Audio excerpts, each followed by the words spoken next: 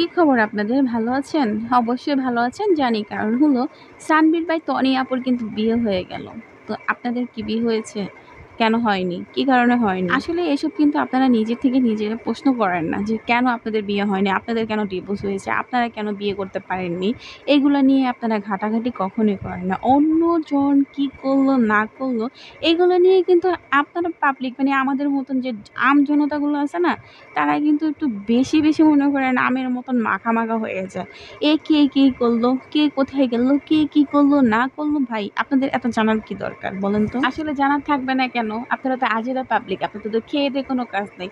Tony আপু বিয়ে করেছে আর তার আপনাদের সমস্যা কি? ভাই রে ভাই, একটা কিছু পেলেই হলো। টনি কেন বিয়ে করছে? এই বেটা, টনি বিয়ে করবে না কেন? সে কি বুড়ি হয়ে গেছে? তার এখন ইয়াং বয়স, সে এখন বিয়ে করার বয়স। সে একদমই কি বুড়ো হইছে? হয়নি তো। তাহলে বিয়ে করবে না কেন? কত মানুষ এরকম হাজার বুড়ি হয়ে যায় তারা বিয়ে করে। আর ও বিয়ে করলে তোদের সমস্যা কি? আজেরা পাবলিক। এখন একদল এসে আমাকে এমন কমেন্ট করবে যে আমি তনি আপুর চামচামি করতেছি। আসলে শুনেন, আমি কিন্তু তনি আপুর চামচা না, ঠিক আছে? যেটা আমার কাছে মনে হয় উচিত কথা সেটাই আমি বলি। আসলে আমি উচিত কথা বলি তো এইজন্য আমি সবার কাছেই খারাপ। মাঝে আমার বাবা-মার কাছে কিন্তু অনেক খারাপ হয়ে যাই আমি। কারণ ওই যে উচিত কথা বলি এইজন্য আমি অনেক খারাপ হয়ে যাই।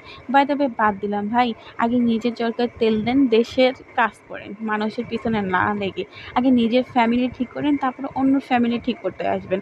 আর বাই দ্য ওয়ে আপনাদের এত কথা বলার জন্য আই এম অনেক সরি, ঠিক আছে? আপনারা সবাই ভালো থাকবেন। আর বিশেষ করে আমার পেজে সবাই এসে কিন্তু লাইক, কমেন্ট, শেয়ার করবেন।